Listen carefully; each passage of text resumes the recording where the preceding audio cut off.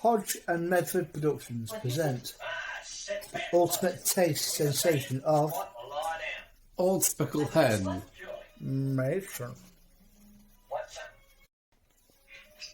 We now present ultimate taste sensation of Old Speckled Hen with exquisite hops, but exquisite aroma on your tongue.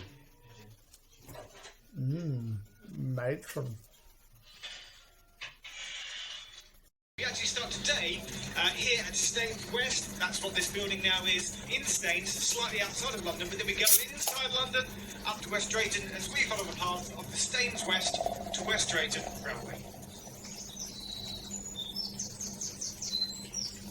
The Staines and West Drayton Railway opened in 1884 and was run by GWR, who had to have a separate station, Staines West, as they were not allowed to connect up with the other main Staines station. That railway company had their own separate line running to Windsor. But a connection between the two lines was put in place in the 1940s. Plus later, in the 1980s, a second connection was established, and that was to allow continued access to an oil depot after the line up to West Drayton was closed.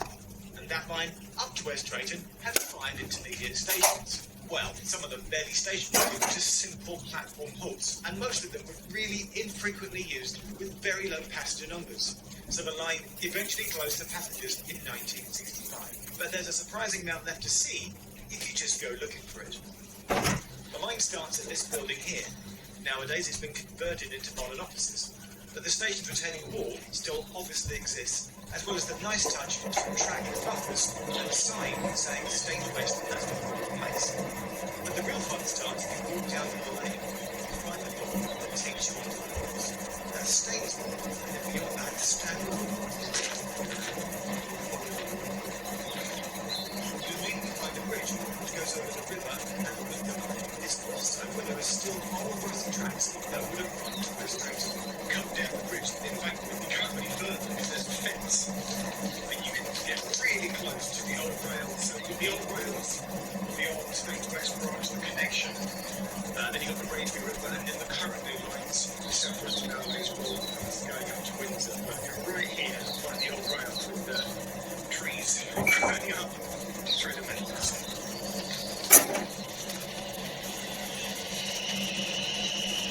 You then have a choice to either walk dry, carry walking down the lane, or do what I did, and that's elect to get off the soaking wet float until you cross the ferry side. Follow this path of the electricity poles and head west to the Central Railway. And yes, I did have this feeling located on the Bow Curve. That's a line of tracks still in use for freight today. This station actually closed in 1949 and is now this bookmaker's. There's a plaque outside too, and if you're lucky, you might see the occasional train going across it. But it's not connected to the line we're walking today, but I couldn't help but not mention it. So our line heads north. Your first stop being the Four Seasons play area, which has a specific dog activity area to one side. In here, at the back, on the other side of the fence is a bridge that a freight line still in use today runs over the alignment of the old Bow Railway heading north. This is also the point that the DLR stops using the old alignment and curves off towards Stratford. Our abandoned line, though, carries on north. This is the point where the main line out of Liverpool Street passes by, and the old Bow Railway passes under it. Now, if previous episodes in this series have been the ones with all the allotments, then this episode I'd have to name the one that's been infilled by all the flats.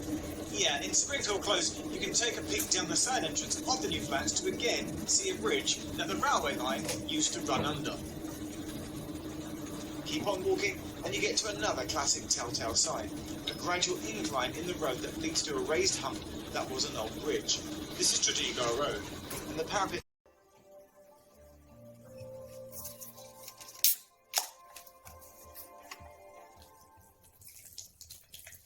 With public trust in the Met Police at a record low.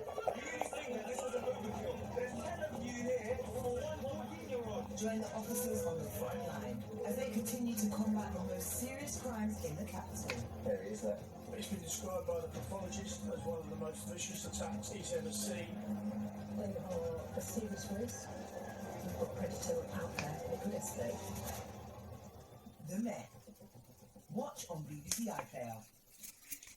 Welcome to a brand new series of Match of the Day Top 10 worldwide. centrally, he is causing havoc for teams. He's got this wonderful ability to get you up the pitch with his pace.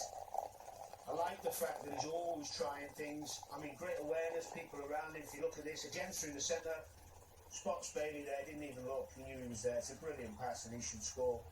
And then, of course, what you want from players who you bring in who are in the final third, you want goals, you want him. And he's certainly capable of that. There's a great little pause there where he just sat back, and it's a brilliant finish. And I know you like him as well. Yeah, don't you? that's a brilliant finish. Someone who's full of confidence. This one as well. He can go in the pockets, Chappers, but also watch this. He just takes off into that space, and now Luton have got a big pump, so he's so fast. I mean, back there in the studio, we wanted to get this. That's a good ball. It's an even better turn. It's a lovely goal. Eddie Nketiah for Arsenal. That is a splendid goal. Arsenal breakthrough just short of the half-hour mark. Touch is brilliant. Watching Nketiah in the middle. It's a really good ball into it for a start off, but that touch is fabulous. That makes it goal. And Arsenal lead Sheffield United with Eddie Nketiah on the score sheet. Arsenal haven't lost a home game to Sheffield United since 1971 when they were reigning champions and FA Cup winners, of course. 5 minutes of the first half to go. What else could it be? You can't keep driving. Another half hour long dog you're gonna get. That's not fair. She's staying up. Why can't I? I'm older. Now that's enough. Go.